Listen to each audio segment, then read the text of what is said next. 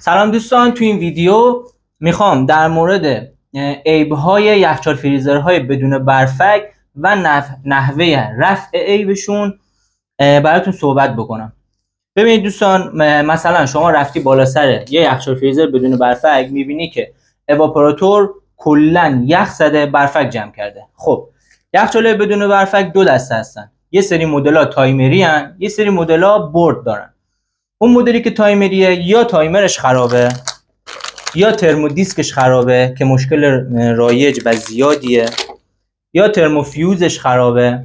خب ترمودیسک که به نظر من هر یخچال بدون برفکی که بالا سرش رفتی بلا استثنا ترمودیسکش رو عوض بکن. ترمودیسک قیمتی نداره، ولی اگه عوض نکنی ممکنه کارت بشه برگشتی و مجبور شی دوباره بری بالا سرش. ترموفیوزو خب با اهمت دو سرش رو اهم میگیری، اگر اتصال داشت یعنی سالمه. بعد و هیتر هم دو سرش رو باز اهم میگیری، اگر اتصالش برقرار بود یعنی سالمه.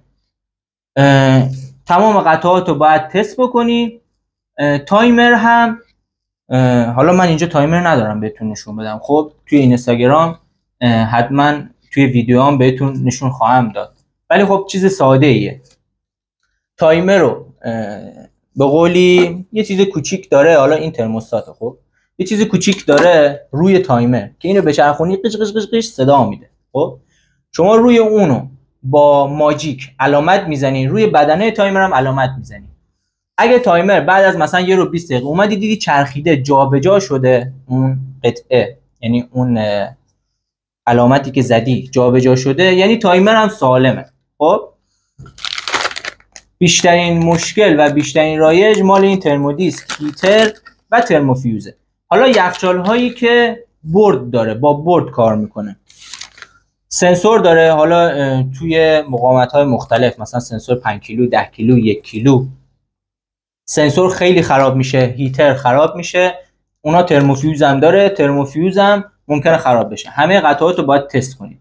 اگه دیگه مطمئن شدید مشکل از هیچ کدوم از اینا نیست، باید برد رو باز کنید، ببرید بدید به تعمیرکار برد رو براتون تعمیر بکنه.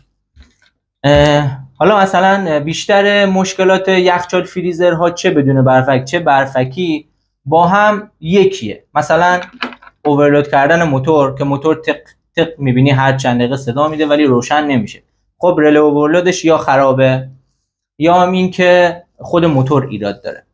مثلا شما میبینی که قفسه ها عرق کرده، داره از نوار هوا میکشه، میبینی یخچال روشنه ولی سرد نمیکنه، گاز خالی کرده، یا موتور قدرت چرخوندن گاز تو لوله ها نداره، یا لوله مویی گیره که وقتی شما لوله سر فیلتر رو ببری، قدرت موتور رو بگیری، ببینی توی لوله چقدر گاز داره، همه رو متوجه میشی.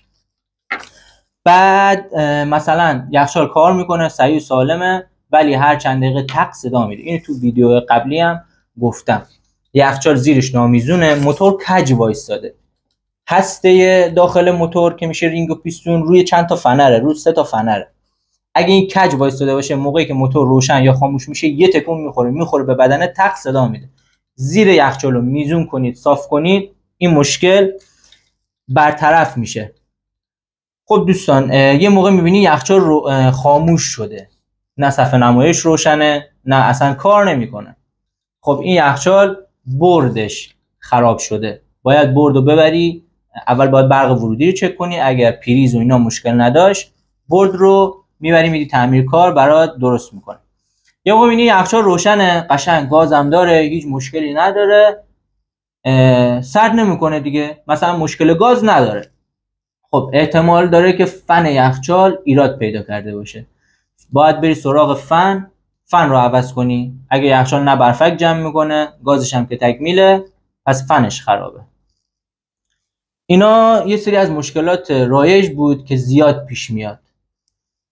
حتما پیج من رو سابسکرایب کنید. باز تو ویدیوهای بعدی آموزش‌های خیلی خفن‌تر براتون میذارم و انشالله قراره که موتور هم براتون بیارم و طریقه تستش و چجوری بهش شوک بدین. شوک دادن بیشتر اوستاها بلد نیستن، بهتون آموزش میدم. برید حالش رو ببرید، پیج رو سابسکرایب کنید، لایک هم فراموش نشه.